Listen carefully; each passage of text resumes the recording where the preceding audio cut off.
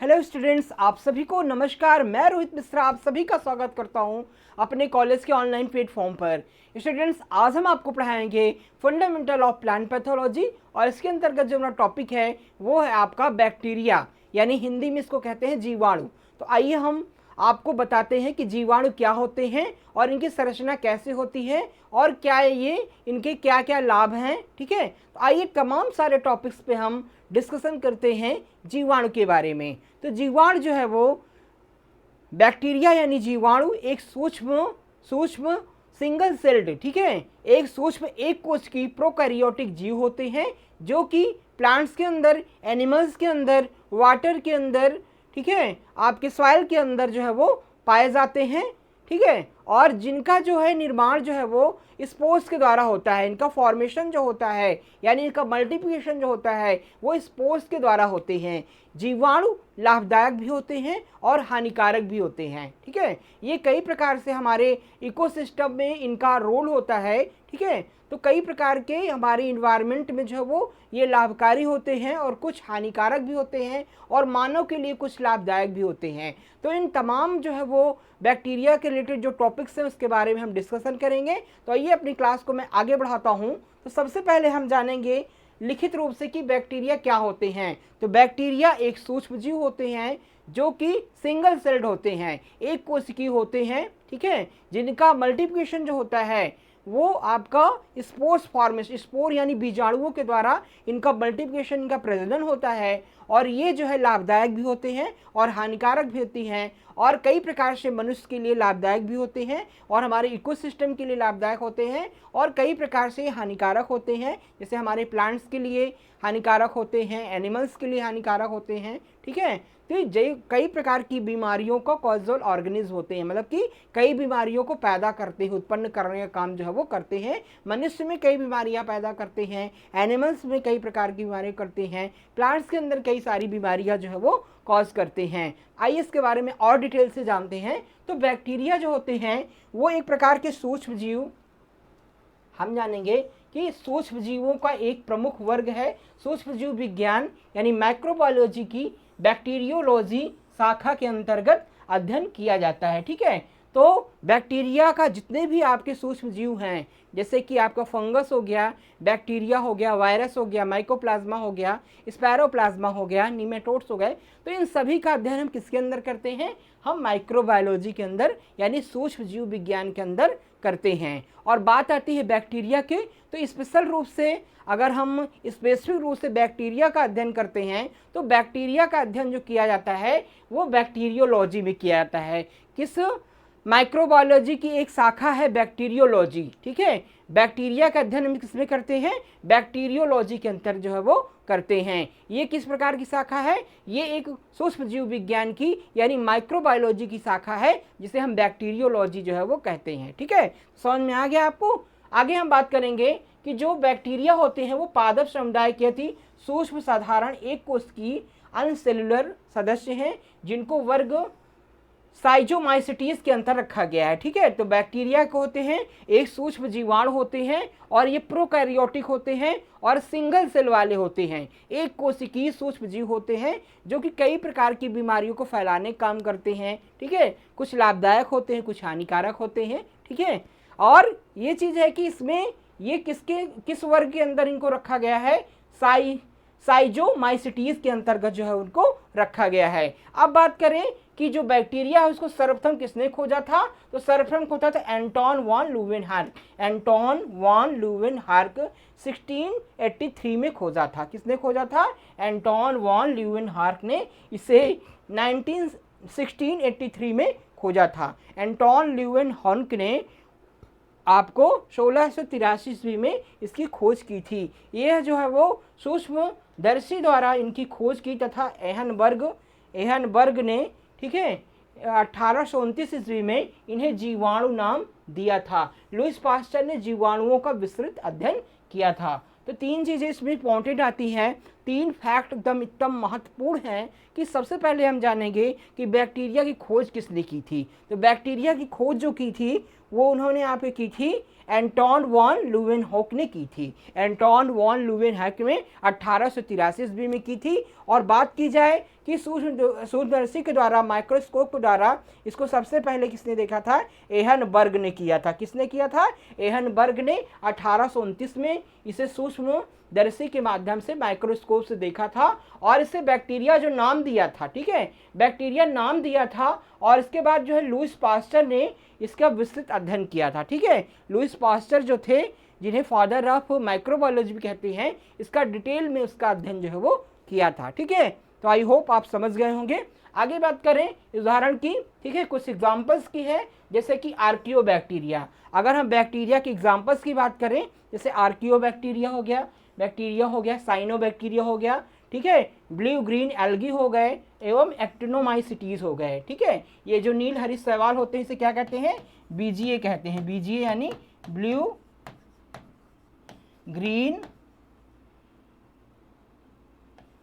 Green algae, ठीक है। तो ये सारे आपके कई प्रकार के सूक्ष्म जीव होते हैं जिसको हम बैक्टीरिया की श्रेणी में रखते हैं। ये इनका क्या नाम है? बैक्टीरिया की एग्जांपल्स की बात की जाए, जैसे आर्कियोबैक्टीरिया हो गया, साइनोबैक्टीरिया हो गया, आपके नील हरित शैवाल हो गए, जिसे अंग्रेजी में बीजीए यानी ब्लू ग्रीन एल्गी कहते हैं, ठीक है। और कुछ एक्टिनोमाइसिटीज जो है वो स्पीसीज आती हैं जो कि बैक्टीरिया के अंतर्गत उसको रखा गया है, ठीक है। इसके बाद हम बात करें किसकी? साइज की बात, जीवाणुओं का परिमाप, size of bacteria. Size of bacteria की बात की जाए तो ये आकार में अत्यंत सूक्ष्म होते हैं। कैसे होते हैं? अत्यंत सूक्ष्म होते हैं, ठीक है। माइक्रोस्कोपिक, इनको हम अपनी नंगी आंखों से नहीं देख सकते हैं, इनको केवल हम सूक्ष्मदर्शी के माध्यम से देखा जा सकता है।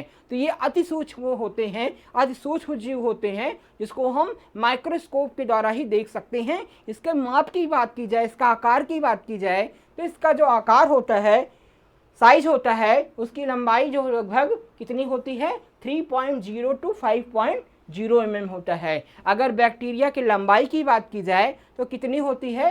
3.0 to 5.0 म्यूएम जो है वो होती है। और इसके व्यास की बात की जाए, ठीक है, तो 0.2 to 1.5 म्यूएम इसका व्यास होता है, ठीक है। तो ये पॉइंट हमको अच्छे से याद रखना है कि बैक्टीरिया की साइज की बात की जाए, इसकी लंबाई होती है 3.0 to 5.0 म्यूएम और इसका जो व्यास होता है, डायमीटर होता है, वो 0.2 to 1.5 म्यूएम तक होता है, ठीक है। इसके बाद हम बात करें इसकी हैबिट की, ठीक है, हैबिट ऑफ बैक्टीरिया, ठीक है, हैबिट ऑफ बैक्टीरिया। हैबिट की बात की जाए तो ये जीवाणु अति सूक्ष्म एक कोशिकीय जीव होते हैं। कैसे होते हैं? अति सूक्ष्म होते हैं, एक कोशिकीय सिंगल सेल्ड लाइक स्ट्रक्चर जो है वो ऑर्गेनिज्म होते हैं। अति सूक्ष्म मतलब कि single celled like structure micro organism होते हैं, सूक्ष्म जीव होते हैं, ठीक है, जो कि जल, थल और वायु सभी स्थानों पाए जाते हैं। देखो स्टूडेंट्स, बात की जाए बैक्टीरिया की तो बैक्टीरिया हमारे पूरे इन्वायरमेंट में हर जगह विद्यमान हैं, लाखों करोड़ों की संख्या में ये जो है वो हर जगह फैले हुए हैं, जल में, ठीक है, मिट्टी के अंदर जो है वो, हमारे खाने पीने की सामग्री में, ठीक है, ये वायु के अंदर, हवा के अंदर इसके लाखों सूक्ष्म कण जो है वो तैरते रहते हैं, ठीक है। और जैसे ही अपना सुटेबल होस्ट पाते हैं तो वो उसको अपना भोजन बना लेते हैं, ठीक है।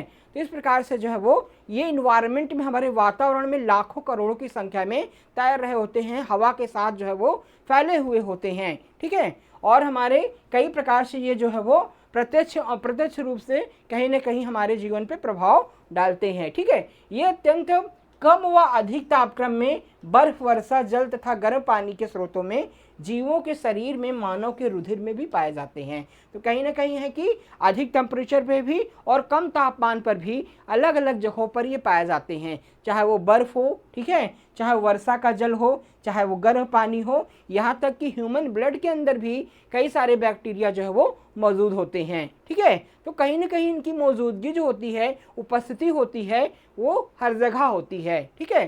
तो इस प्रकार से ये इनका हैबिटेट होता है, नेचर होता है। अब आगे बात करेंगे इनके स्ट्रक्चर की, ठीक है। तो ये इनका हैबिटेट होता है कि बैक्टीरिया हर एक इन्वायरमेंट में सर्वाइव कर लेते हैं, अधिक तापमान पर भी कम तापमान पर भी अलग अलग जगहों पर पाए जाते हैं, चाहे वो बर्फ़ हो, चाहे वो गर्म पानी हो, ठीक है, चाहे वो जल हो, थल हो, हवा हो, यहाँ तक कि ह्यूमन ब्लड्स के अंदर भी ये मौजूद होते हैं, ठीक है। इनके माइक्रोस्पोर्स जो है वो मौजूद होते हैं, ठीक है। तो आगे बात करेंगे इसके स्ट्रक्चर की, संरचना की। तो इसकी संरचना जो होती है वो जीवाणु अत्यंत सरल रचना वाले होते हैं, ठीक है। ये एक प्रकार की एकदम सरल रचना वाले होते हैं, सिंगल सेल्ड स्ट्रक्चर इनका होता है, ठीक है। इनकी कोशिका भित्ति जो होती है, सेल वॉल होती है, वो कार्बोहाइड्रेट व प्रोटीन की बनी होती है। इनकी सेल वॉल जो होती है, जिसको हम कोशिका भित्ति यानी ऊपरी परत कहते हैं, वो किसकी बनी होती है? कार्बोहाइड्रेट एवं प्रोटीन की बनी होती है, तथा कुछ मात्रा में सेलुलोज व काइटिन की, सेलुलोज एंड काइटिन की, ठीक है। तो कुछ मात्रा में सेलुलोज एवं चिटिन प्रोटीन जो होता है, काइटिन प्रोटीन होता है, उसकी भी बनी होती हैं, तथा कभी कभी लिपिड्स की इसकी भित्ति में मिलते हैं, ठीक है। तो इसकी जो सेल वॉल होती है उसमें लिपिड्स भी पाए जाते हैं। तो इसकी जो कोशिका होती है, सेल वॉल होती है, वो किसकी बनी होती है? कार्बोहाइड्रेट एवं प्रोटीन की होती है। और कुछ सेल होती हैं जो कि कार्बोहाइड्रेट एवं चिटिन प्रोटीन की बनी होती है। कौन सा प्रोटीन होता है? चिटिन प्रोटीन, जिसको काइटिन प्रोटीन के नाम से भी हम जानते हैं, उसकी भी बनी होती है। और कहीं कहीं पर देखा जाए स्टूडेंट, तो उसमें क्या पाया जाता है? लिपिड्स भी पाए जाते हैं। क्या होते हैं? लिपिड्स भी जो है वो इनके सेल वॉल में मौजूद होते हैं, ठीक है।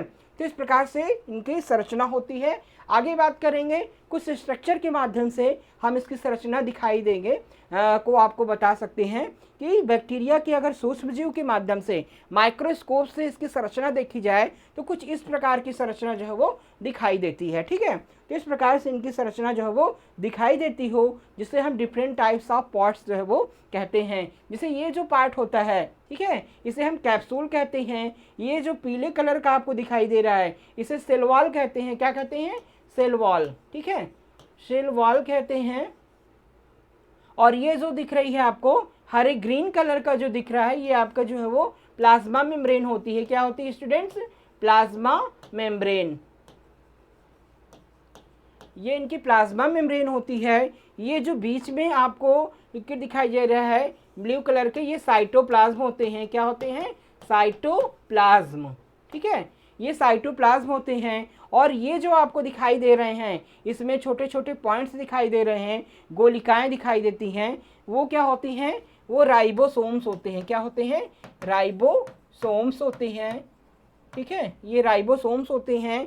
और ये जो आपको दिखाई दे रहे हैं रेड कलर के जो दिखाई दे रहे हैं, ठीक है, ये आपके क्या होते हैं? ये प्लाज्मिड होते हैं। क्या होते हैं? प्लाज्मिड होते हैं, ठीक है। और ये जो आपको कांटेनुमा संरचना ग्रीन कलर दिखाई देती है, इसे क्या कहते हैं? पीली कहते हैं। क्या कहते हैं? पीली कहते हैं। तो इस प्रकार से, और ये जो रेड कलर का आपको दिखाई दे रहा है, राउंड राउंड स्ट्रक्चर आपको दिखाई दे रहा है, ये आपके बैक्टीरिया का फ्लैजिलम होते हैं। क्या होते हैं? बैक्टीरिया के फ्लैजिलम होते हैं।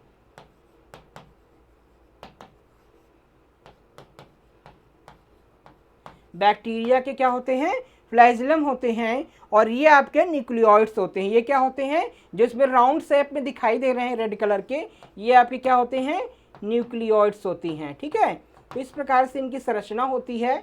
इनकी संरचना जो स्ट्रक्चर होता है वो सूक्ष्म जो माइक्रोस्कोप से हम अगर देखते हैं तो इस प्रकार की संरचना जो है उसमें दिखाई देगी। और उसके कई सारे पार्ट जो है वो होते हैं। कौन कौन से पार्ट होते हैं? ठीक है, इसकी एसेंशियल जो स्ट्रक्चर होती है उसके अंदर आपके सेल वॉल होते हैं, उसके बाद सेल मेम्ब्रेन होती है, साइटोप्लाज्म होते हैं, न्यूक्लियर मटेरियल होते हैं, और जो इसका पार्टिकुलर स्ट्रक्चर होता है, ठीक है, उसमें कैप्सूल्स होते हैं, फ्लैजिला होते हैं, पिली होती हैं, और स्पोर्स होते हैं, ठीक है, जिसे हम बीजाणु कहते हैं। ये कई सारे स्ट्रक्चर जो इसमें दिखाई देते हैं। और इसेंशियल स्ट्रक्चर में ये सारे पार्ट आते हैं। और पार्टिकुलर स्ट्रक्चर की बात की जाए तो पार्टिकुलर स्ट्रक्चर के अंदर कैप्सूल्स, फ्लैजिला और पिली और स्पोर्स आते हैं। अब इसके बारे में हम डिटेल से भी आगे आपको बताएंगे, ठीक है। तो जनरली आपको इतना ही जानना है इसमें कि बैक्टीरिया का किस प्रकार से संरचना कैसी होती है, बैक्टीरिया का जो माइक्रोस्कोप से देखें हम तो इसका स्ट्रक्चर कैसा होता है, और इसके मेजर जो पार्ट्स होते हैं वो कौन कौन से होते हैं, ठीक है। तो इसेंशियल स्ट्रक्चर के अंदर आता है सेल वॉल,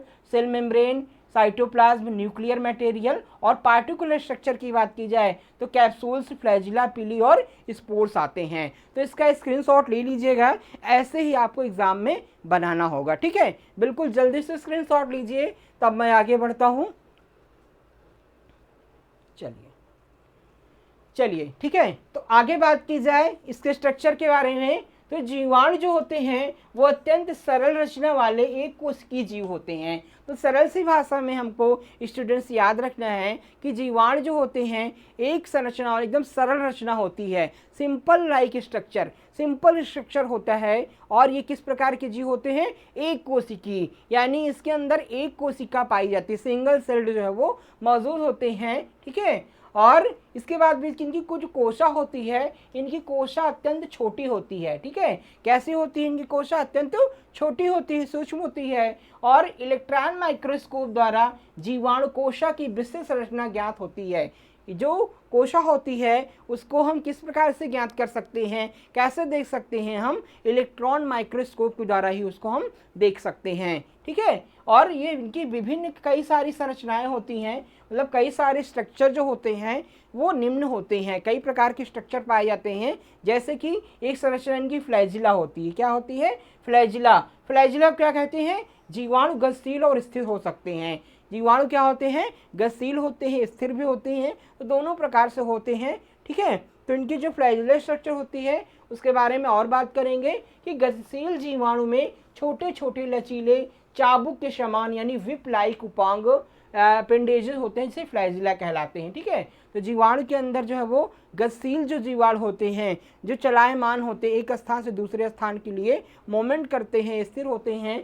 ठीक है, उसमें छोटे छोटे लचीले आपके विप लाइक स्ट्रक्चर होते हैं, जिसे हम क्या कहते हैं, फ्लैजिला कहते हैं। और ये जो है वो रासायनिक रूप से फ्लैजिला प्रोटीन के बने होते हैं। किससे बने होते हैं, फ्लैजिला जो बने होते हैं वो किसके बने होते हैं, प्रोटीन के बने होते हैं। और ये बाह्य रूप से छोटे छोटे बालों जैसी संरचना होते हैं जो कि कोशिका भित्ति से जुड़ी रहती है। ठीक है, इसमें छोटे छोटे जो है वो बाल लाइक स्ट्रक्चर होते हैं, हेयर लाइक स्ट्रक्चर होते हैं, जो कि सेल वाल से जो है वो जुड़े होते हैं। ठीक है, और ये फ्लैजिला जो होते हैं, फ्लैजिलम सिंगुलर, ठीक है, फ्लैजिलम सिंगुलर जो है वो एक समान मोटाई वाले होते हैं। फ्लैजिलम जो सिंगुलर होते हैं वो एक समान मोटाई वाले जो होते हैं। ठीक है, तो उसे हम क्या कहते हैं, फ्लैजिलम सिंगुलर कहते हैं। और ये जो है इनकी जो साइज होती है फ्लैजिलम की वो 4 to 5 mm लंबे होते हैं। ठीक है, और इनका जो व्यास होता है वो होता है 100 to 300 एंगस्ट्रॉन पाया जाता है। और फ्लैजिला कोशिका पर विभिन्न तरीकों से व्यवस्थित हो सकते हैं। मतलब ये कह सकते हैं कि जो फ्लैजिला होते हैं वो एक प्रकार की प्रोटीन के बने होते हैं, उनका व्यास और लंबाई अलग अलग होता है जो मैंने बताया था। और बात की जाए कि ये कई प्रकार के जो है वो विभिन्न प्रकार के तरीकों से व्यवस्थित होते हैं, मतलब अलग अलग प्रकार से व्यवस्थित होते हैं। ठीक है, कोई सीधे, कोई उल्टे, कोई टेढ़े मेढ़े, इस प्रकार से जो है वो इनका जो है व्यवस्थापन, स्टेब्लिशमेंट होता है। ठीक है, और फ्लैजिला की संख्या व विवरण ध्रुवीय या अध्रुवीय, पोलर और नॉन पोलर हो सकता है। ठीक है, तो फ्लैजिलेशन जो होता है वो पोलर और नॉन पोलर भी हो सकता है। और ये बाईपोलर फ्लैजिलेशन बहुत कम पाया जाता है। ठीक है, बैक्टीरिया में जो है वो बाईपोलर फ्लैजिलेशन, जिसको हम द्विध्रुवीय फ्लैजिलेशन कहते हैं, वो बहुत कम पाया जाता है। ठीक है, तो इस प्रकार की इनकी फ्लैजिलेशन की संरचना होती है। और जो पोलर फ्लैजिलेशन होता है वे सभी ग्राम निगेटिव बैक्टीरिया होते हैं। ठीक है, तो जो पोलर फ्लैजिलेशन होता है वो ग्राम निगेटिव बैक्टीरिया होते हैं। और जो ध्रुवीय फ्लैजिलेशन निम्न प्रकार से हो सकता है। ठीक है, तो कई प्रकार से इनका जो है वो पोलर फ्लैजिलेशन होता है, जैसे पिली हो गया। ठीक है, तो ये कई प्रकार के अलग अलग इनका पोलराइजेशन होता है। ठीक है, अगला जो स्ट्रक्चर है उसकी हम बात करेंगे सेल वॉल की, कोशिका भित्ति की। ठीक है, तो कोशिका भित्ति इनका जो है वो एक संरचना का मुख्य भाग होता है, जो कि बैक्टीरिया की कोशिका भित्ति प्रायः 3 स्तरों से बनी होती है। जो सेल वॉल होता है इनका स्टूडेंट्स, वो अलग अलग स्ट्रक्चर, मतलब कि 3 स्तर पाए जाते हैं, 3 स्ट्रक्चर उसमें जो है वो होते हैं। जैसे कि आपकी स्लाइम लेयर, पहली क्या होती है, स्लाइम लेयर, दूसरी आपकी कोशिका भित्ति, मध्य कोशिका भित्ति होती है। ठीक है, जिसे मिडिल सेल वॉल कहते हैं। और कोशिका झिल्ली सबसे अंदर की जो होती है उसे कोशिका झिल्ली होती है। तो जो सेल वॉल होती है उसमें सबसे जो ऊपरी पार्ट होता है उसे स्लाइमर लेयर कहते हैं, और जो मध्य के भाग होता है उसे हम कोशिका भित्ति यानी मिडिल सेल वॉल कहते हैं। और जो तीसरा इसका भाग होता है सबसे अंदर का, जिसे हम कोशिका झिल्ली के नाम से जानते हैं। ये हमको अच्छे से याद रखना है।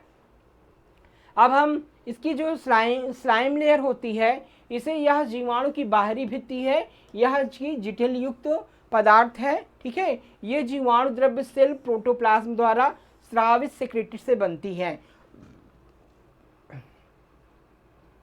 तो जो पहली लेयर है स्लाइम लेयर जिसको कहते हैं, ठीक है, तो ये एक प्रकार की जो है वो सबसे पहली जो बाहरी परत होती है उसे स्लाइम लेयर कहते हैं। और मोस्टली ये जिलेटेशन पदार्थ होता है, जिलेट युक्त पदार्थ होता है, जो कि सेल प्रोटोप्लास्ट से बना होता है। इसके द्वारा जो स्रावित होता है किसके द्वारा होता है, सेल प्रोटोप्लास्ट के द्वारा जो है वो सेक्रेटेड पदार्थ होता है। ठीक है, और स्लाइम सामान्यतः पॉलीसेक्राइड से संगठित होते हैं, जैसे कि डेक्स्ट्रॉन, लोकान, अमीनो अम्लों की पॉलीपेप्टाइड श्रृंखला बनी होती है। ठीक है, तो एक प्रकार से ये मोस्टली आपके जो आपके प्रोटोप्लाज्म होते हैं, सेल प्रोटोप्लाज्म होते हैं, उसके सेक्रेशन से इनका निर्माण जो होता है। ये सबसे ऊपरी परत कही जाती है, इसे हम स्लाइम लेयर कहते हैं। और ये कई प्रकार के पॉलीसेक्राइड से संगठित होते हैं, जैसे आपका डेक्स्ट्रॉन हो गया, लेकान हो गया, अमीनो अम्ल हो गया, पॉलीपेप्टाइड श्रृंखला से बनी होती है। इनकी वृद्धि में निश्चित दशाओं में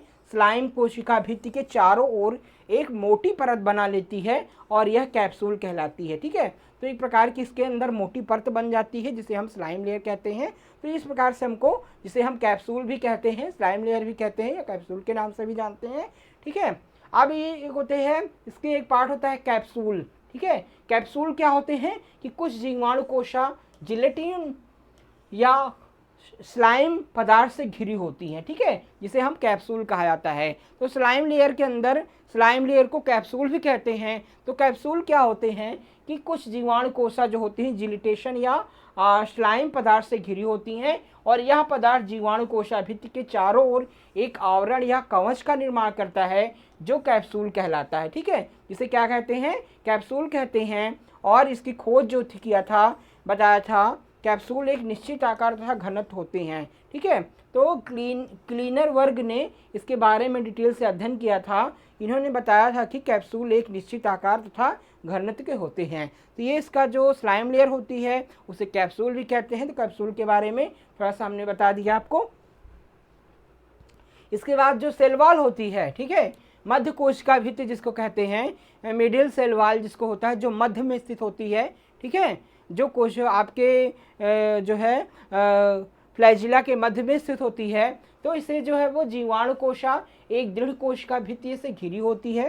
मतलब जो जीवाणु कोशा होती है वो एक सेल से जो है वो एक कोशिका से जो है वो ढकी होती है। ठीक है, इसमें कोशिका द्रव्य झिल्ली की अपेक्षा फास्फोलिपिड्स, कुछ प्रोटीन की मात्रा कम होती है। कोशिका भित्ति जीवाणु कोशा को लाक्षणिक आकार प्रदान करती है। ठीक है, तो ये भी इंपॉर्टेंट फैक्ट है इसके बारे में। और यह कैप्सूल के नीचे परंतु कोशिका द्रव्य झिल्ली के बाहर दृढ़ रूप में स्थित होती है। तो ये प्रकार से जो है वो मोस्टली आपके प्रोटेक्शन काम करती है। ठीक है, और कहीं ना कहीं जो है वो वाटर लॉस को बॉडी से कम करती है और जो है बैक्टीरिया को प्रोटेक्ट प्रदान करती है। ठीक है, तो ये जो है मोस्टली आपके जो है आपके लिपोपॉलीसेक्राइड नामक एक प्रकार के कार्बोहाइड्रेट जो है इसमें उपस्थित होता है। किसमें उपस्थित होता है, कोशिका भित्ति में। कोशिका भित्ति में लिपोपॉलीसेक्राइड नामक एक प्रकार का कार्बोहाइड्रेट उपस्थित होता है। और वास्तव में कोशिका भित्ति जो होती है वो पादप कोशिका के एक महत्वपूर्ण अंग होती है। इसकी उपस्थित कारण जो है वो जीवाणु को पादप समुदाय में सम्मिलित किया गया है। ठीक है, तो इसी के कारण जो है वो कोशिका भित्ति के कारण ही इसे हम पादप मोस्टली आपके पादप समुदाय के अंदर इसको जो है वो शामिल किया गया है बैक्टीरिया को। और कोशिका भित्ति कोशिका के कुल प्रकार का लगभग 20% होती है। ठीक है, जो सेल वॉल होती है वो कोशिका के मतलब कि बैक्टीरिया के कुल भार का 20% जो है वो भाग जो होता है वो सेल वॉल होती है। मतलब पूरे शरीर का जो 20% भाग होता है वो उसकी सेल वॉल कही जाती है। ठीक है, तो सेल वॉल के बारे में कुछ इंपॉर्टेंट पॉइंट्स हैं। तो इस प्रकार से जो है वो ये सेल वॉल की स्ट्रक्चर होती है और कोशिका का मुख्य अवयव निर्मित करती है। जो सेल वॉल होती है वो कोशिका के मुख्य जो है पार्ट को अवयव करती है। ठीक है, और वास्तव में कोशिका भित्ति पादप कोश का एक महत्वपूर्ण अंग होती है। ठीक है, ये कहना है कि जो कोशिका भित्ति होती है वास्तव में ये मुख्य अंग होती है और कोशिका भित्ति के कारण ही जो है वो बैक्टीरिया को जो है वो प्लांट के समुदाय में जो है वो रखा गया है। ठीक है, तो इस प्रकार से जो है वो ये इम्पोर्टेंट इसकी स्ट्रक्चर थी बैक्टीरिया की जो हमने आपको बता दिया। ठीक है, तो आज मोस्टली आपको मैंने पढ़ाया कि बैक्टीरिया क्या होते हैं और इनकी जो है वो डिफिनीशन क्या होती है, इंट्रोडक्शन क्लास मैंने बताई, और इनकी स्ट्रक्चर कैसा होता है, कौन कौन से पार्ट होते हैं वो हमने डिटेल से बताया स्टूडेंट। ठीक है, अब हम नेक्स्ट वीडियो में इसके आगे के बारे में डिस्कशन करेंगे। तो आज की क्लास से बस इतना ही, फिर हम नए वीडियो के साथ आपसे फिर मिलेंगे। हमारे चैनल को ज़्यादा लाइक और सब्सक्राइब करें। ठीक है, शेयर करें। आप सभी का बहुत बहुत धन्यवाद। जय हिंद।